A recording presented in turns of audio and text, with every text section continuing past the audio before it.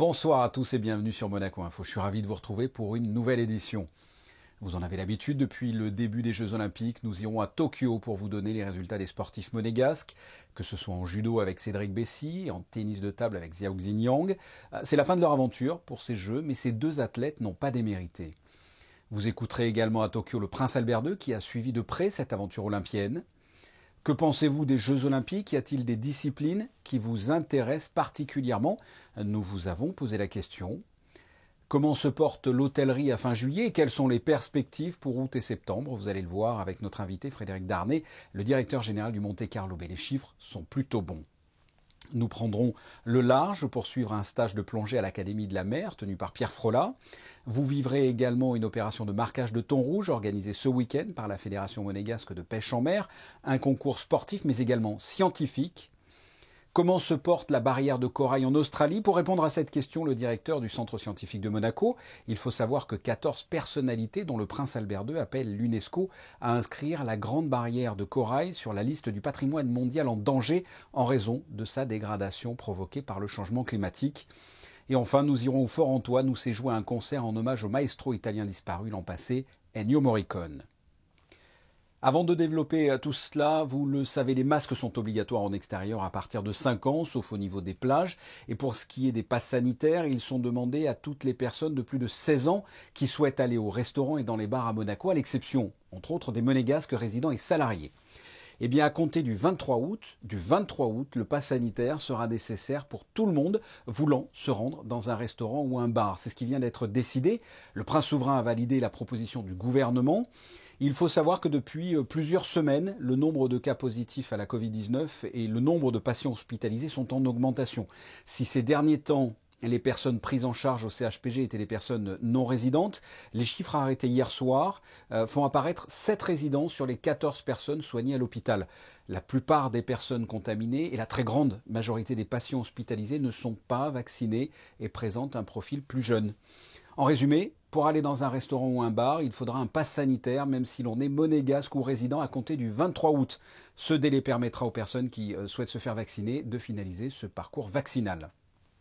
Et enfin, suite à des échanges entre gouvernement et Conseil national sur le projet de loi visant à rendre la vaccination obligatoire pour le personnel soignant, le gouvernement a confirmé que le projet de loi serait déposé début août sur le bureau de l'Assemblée. De son côté, le Conseil national a confirmé que le texte serait examiné dans la première quinzaine du mois de septembre.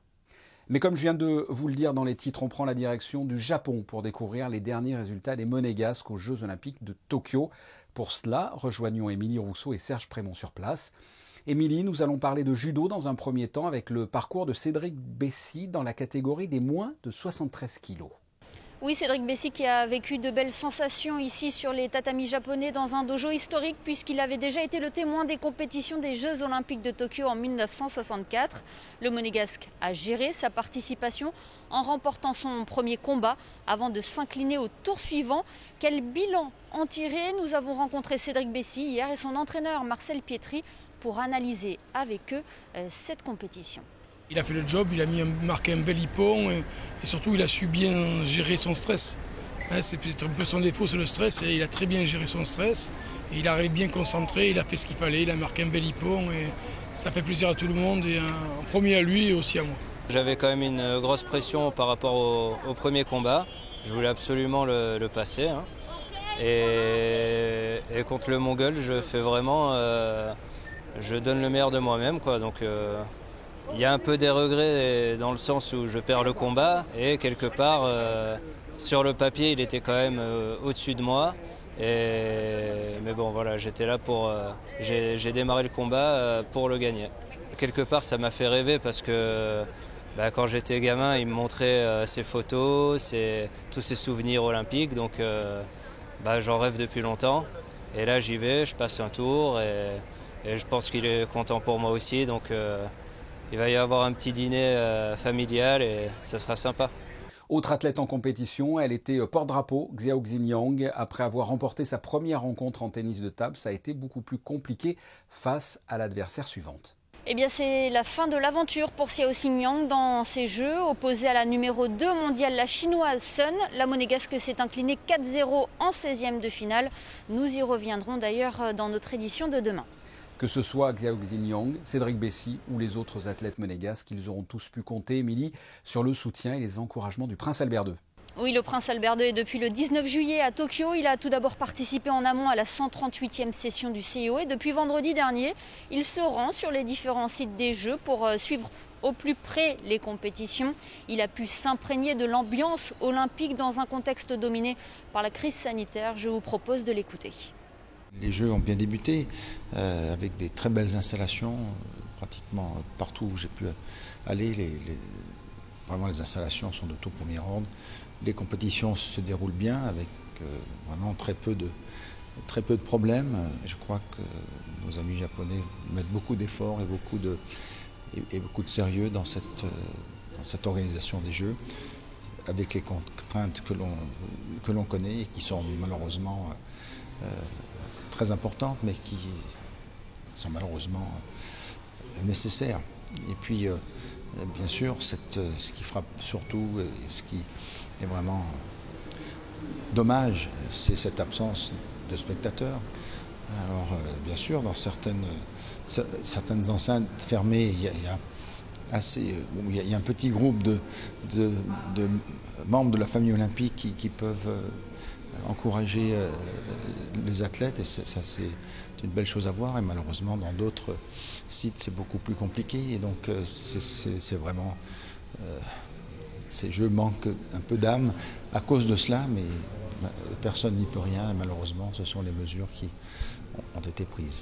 Et lors de sa présence à Tokyo, le prince Albert II a été reçu par le consul général honoraire de Monaco au Japon, Ken Kobayashi, lors d'un dîner qui s'est déroulé non loin de Kokyo, comprenez le palais impérial. Vous pouvez l'apercevoir sur ces images. Le souverain et le consul se sont entretenus lors de ce dîner, durant lequel plusieurs thèmes ont été abordés, dont bien évidemment les Jeux Olympiques, avant de procéder à un échange de cadeaux. On s'éloigne de Tokyo pour rejoindre la principauté, mais on reste dans la même thématique. Vous allez le voir, la flamme brille aussi à Monaco. Archibald Sandretto est allé à votre rencontre et vous a demandé ce que vous pensiez de ce rendez-vous sportif international. Oui, je trouve ça toujours motivant de voir que c'est vraiment une passion pour certaines personnes qui se donnent à fond. Je trouve ça toujours un peu inspirant. Oui. I like a lot Olympic Games because I think that's very important. J'ai pu regarder le judo là. La deuxième place de la française au judo, puis voilà, sinon j'ai un peu regardé le skateboard aussi, vu que c'est nouveau, et c'est sympa. Je pense que c'est intéressant de voir qu'il y a le surf et le skateboard, c'est la première fois de l'histoire des Jeux qui sont là, et je pense que c'est intéressant aussi de mettre à l'épreuve d'autres sports et d'autres athlètes. Le basket à 3, moi j'ai bien apprécié le basket à 3. Ça apporte de la nouveauté, et même pour la jeunesse, je trouve ça vraiment bien d'apporter de nouveaux sports, ça fait découvrir de nouvelles choses à la télé, franchement. On trouve ça super. Après cette actualité olympienne, nous vous accueillons Alexandra Pani pour un tour de l'actualité monégasque. Bonsoir Alexandra, on fait le point sur les dépistages réalisés en principauté la semaine dernière. Bonsoir Fabien, 5679, c'est le nombre de tests PCR et antigéniques pratiqués sur des résidents et non-résidents de la principauté depuis le 19 juillet. Parmi ces tests, 4% se sont révélés positifs. Vous avez remarqué que le nombre de personnes positives a augmenté ces derniers jours. Le taux d'incidence est donc passé de 156,45 à 268,58. La Jeune Chambre économique relance ses petits déjeuners conférences. Et le prochain en date se déroulera jeudi à 8h15 au Café de Paris autour du thème Identité numérique. Le maire Georges Marsan et Frédéric Genta, délégué interministériel chargé de la transition numérique, seront les invités. Un point circulation, Alexandra, du côté de l'hôpital Princesse-Grasse. L'accès au centre hospitalier par l'avenue Pasteur est fermé de nuit depuis hier et le sera à plusieurs reprises ces prochaines semaines, entre 20h et 6h du matin, du 26 au 30 juillet, puis du 2 au 6 août et enfin du 9 au 11 août. L'accès sera maintenu par le boulevard de Belgique. Merci Alexandra, on vous retrouve pour un autre point sur l'information un peu plus tard. Comment se porte l'hôtellerie en principauté? Est-ce que le tourisme est bien présent? Nous sommes fin juillet, c'est l'occasion de faire un bilan estival à mi-parcours. Avec nous, le directeur du Monte Carlo Bay, Frédéric Darnay, bonsoir. Bonsoir Fabien. Comment ça se passe dans votre hôtel? Est-ce que la clientèle est là? Par rapport au mois de juillet, nous arrivons en fin juillet. Nous sommes au-dessus de ce que nous avions prévu, si vous voulez, au niveau budgétaire quand on travaille nos budgets. Donc pour l'instant, nous sommes assez satisfaits de la saison à date. Quand vous dites on est au-dessus, c'est par rapport aux années hors Covid ou par rapport à l'année dernière quand il y avait la crise sanitaire ? Par rapport aux années hors Covid, bien sûr, on est quand même loin des chiffres que nous réalisions, surtout l'année 19-20 qui a été record par rapport au Monte-Carlo Bay, je crois, au niveau du groupe. Nous avons quand même pas loin de 30 points d'écart de taux d'occupation sur l'hôtel. Mais par rapport à N-1, nous sommes largement au-dessus de N-1 et nous sommes aussi au-dessus de nos prévisions budgétaires, malgré le Covid et malgré toutes les restrictions sanitaires dont nous avons besoin pour essayer de juguler cette pandémie. Et cette clientèle est la même que les autres années, hors Covid ? Ce qui nous manque, c'est la clientèle internationale, la clientèle américaine, la clientèle des pays du Moyen-Orient. Ce sont des clients aujourd'hui qui ne sont pas présents sur les lieux. On a un peu de clientèle russe avec la réouverture des vols depuis le 24 juillet entre la Russie et la France et avec l'aéroport Nice-Côte d'Azur, mais ce ne sont pas les volumes que nous avons connus par rapport aux années précédentes. Et c'est une clientèle quand même de luxe, haut de gamme, moyen de gamme. Comment pourriez définir cette clientèle ? Non, c'est une clientèle haut de gamme parce que par rapport à nos prix de vente que nous avons, parce que nous ne soldons pas nos prix, nous avons des prix qui correspondent à la saison. Et ça, c'est un engagement fort. On ne veut pas brader nos hôtels, on n'est pas là pour brader notre produit, parce que le service donné est toujours là, que ce soit sur tous les départements, que ce soit en intérieur, en externe, donc les services sont là. Donc on ne brade pas nos prix et nous avons une clientèle de bon niveau. Et la durée des séjours est en moyenne identique aux autres années ? Sur le Monte-Carlo Bay, je parle par rapport au Bay, nous sommes légèrement supérieurs à ce que nous vivions avant. Peut-être avant, les gens voyageaient plus facilement et passaient peut-être 3-4 jours en principauté avant de rebondir ailleurs. Là, on a des séjours qui sont allongés d'un jour, 1,2 pour être précis. Et qu'est-ce que cette crise sanitaire a changé dans l'organisation, dans le fonctionnement de l'hôtel ? J'imagine qu'il doit y avoir des contraintes, des consignes sanitaires. Alors nous avons bien sûr toutes les mesures gouvernementales qu'on fait appliquer à la lettre, il n'y a aucune dérogation pour ça.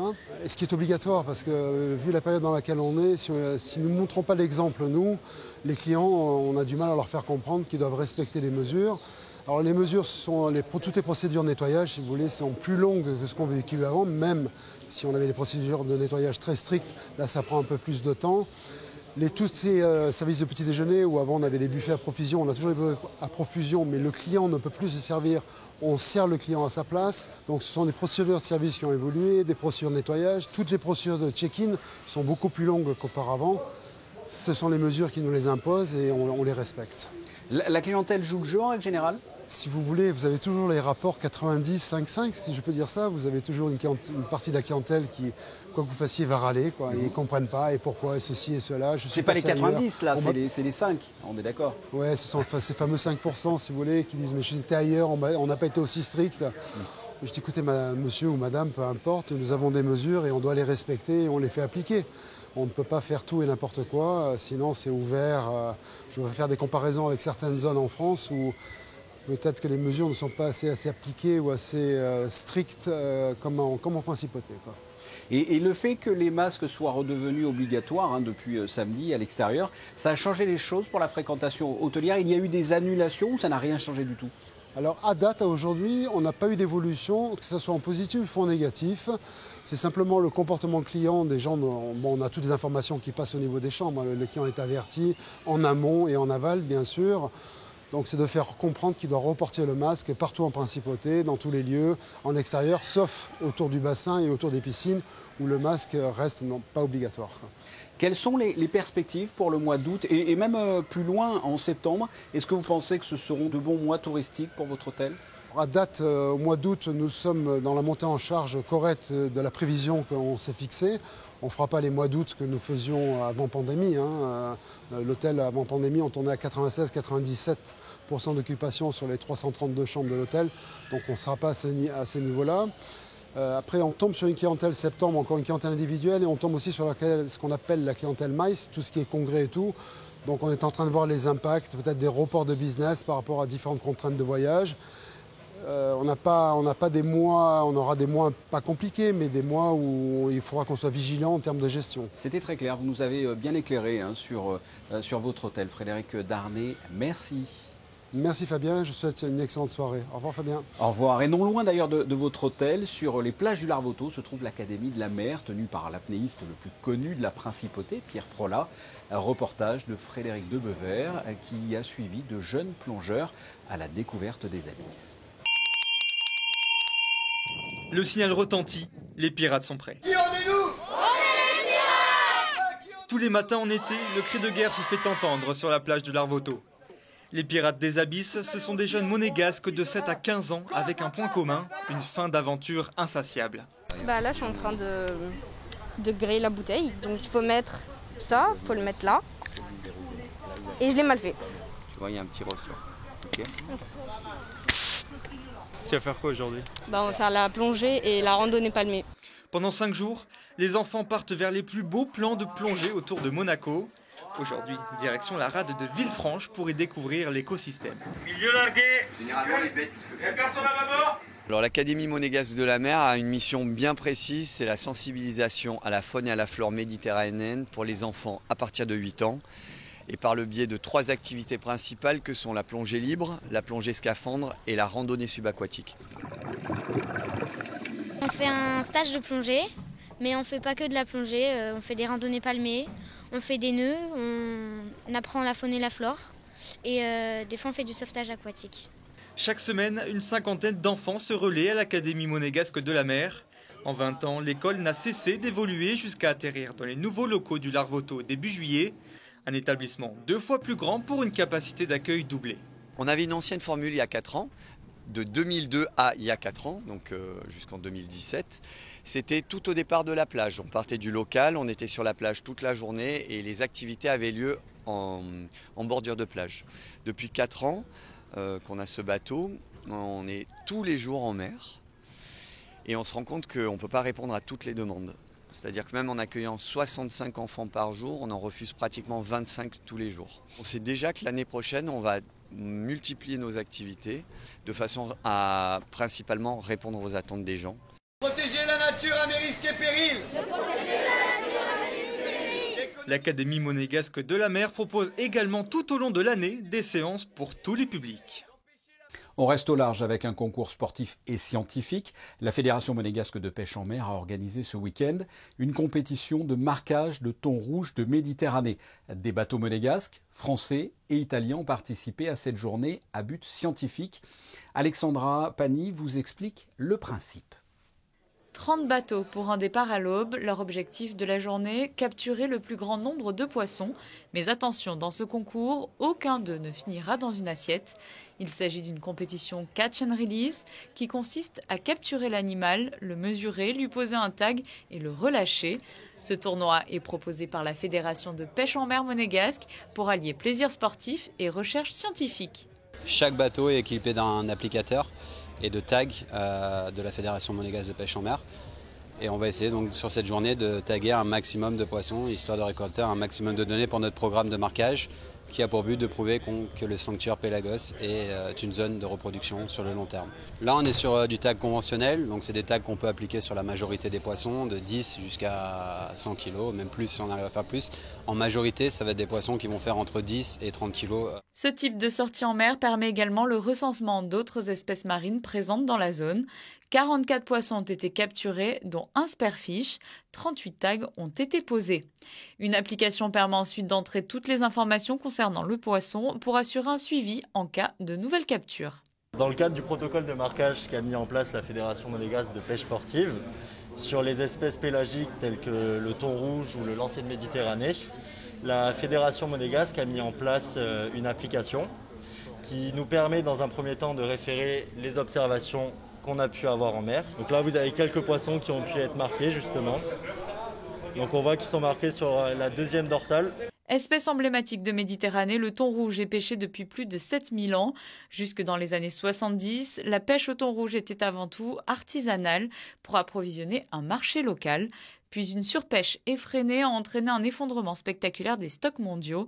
Le nombre de thons rouges a diminué de plus de 80% en quelques décennies. Aujourd'hui, les thons rouges sont de retour en Méditerranée, mais l'espèce est loin d'être sauvegardée et la hausse des quotas de pêche risque de nuire fortement au renouvellement de l'espèce.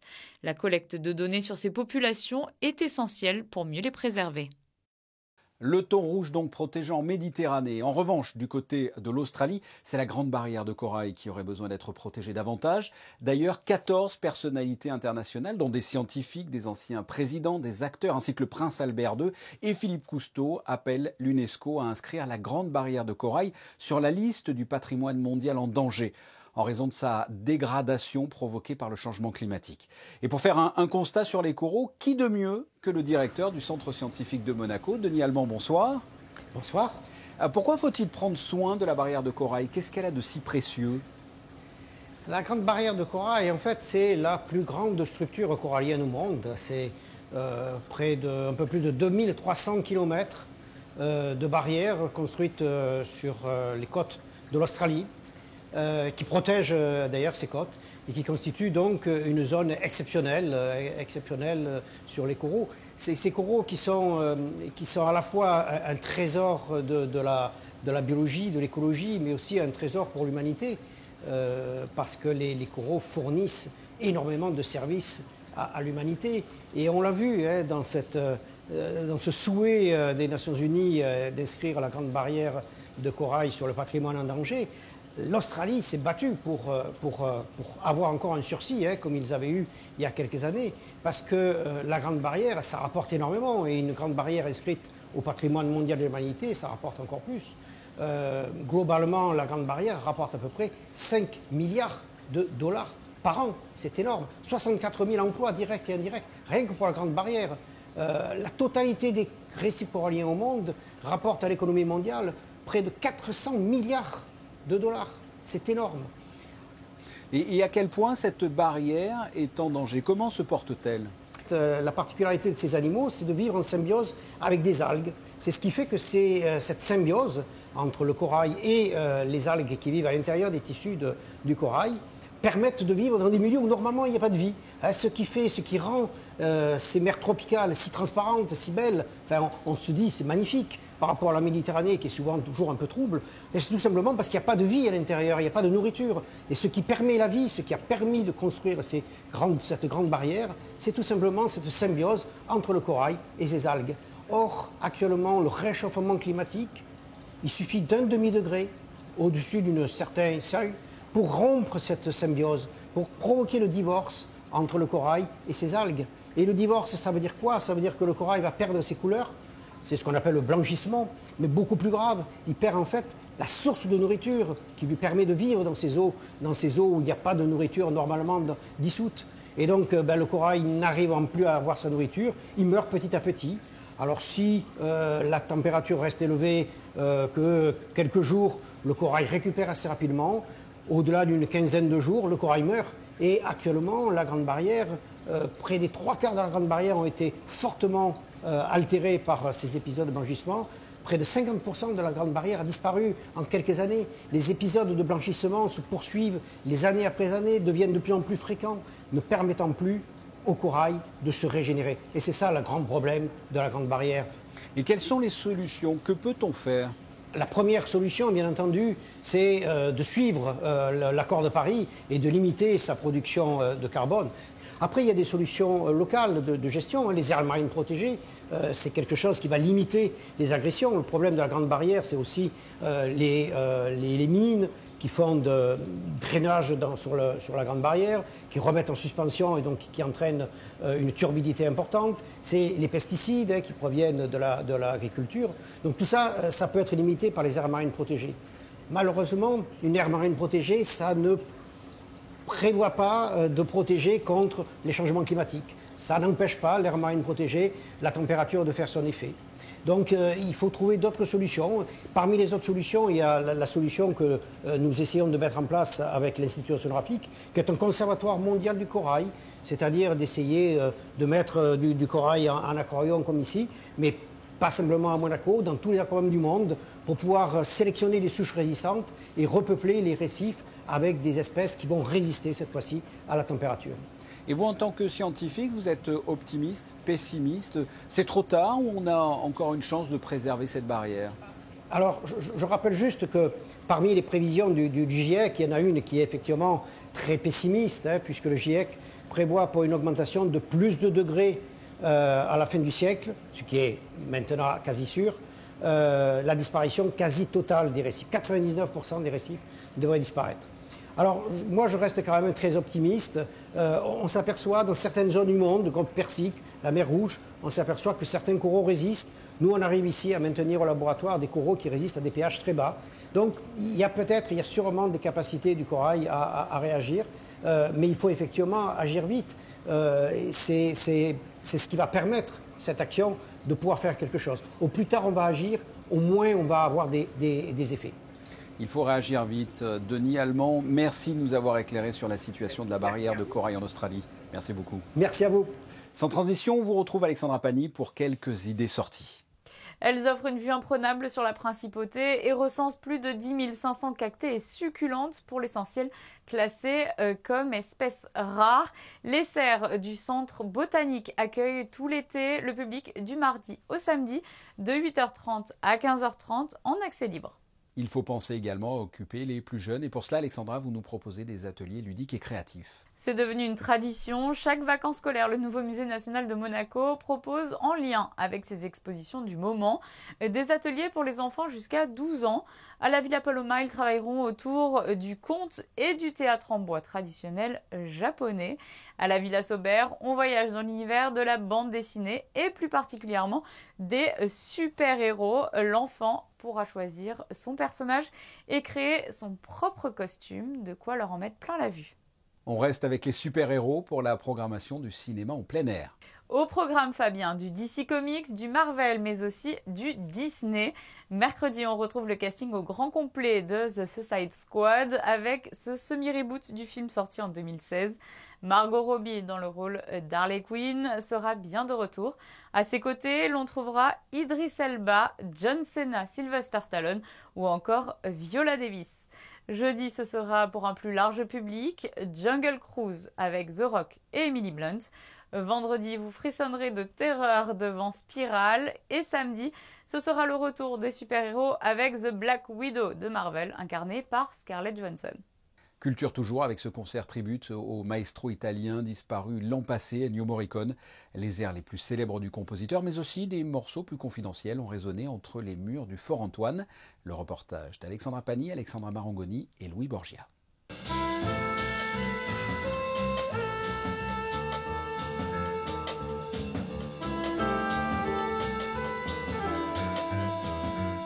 Le 7e art était à l'honneur avec l'un de ses plus grands maestros, Ennio Morricone. Il était une fois dans l'Ouest, le professionnel ou encore le bon, la brute et le truand, des bandes originales entrées dans l'histoire. Et pour les mettre en valeur, le saxophoniste Stefano Di Battista s'était bien entouré avec Daniele Sorrentino, Andrea Rea et Dede Ceccarelli.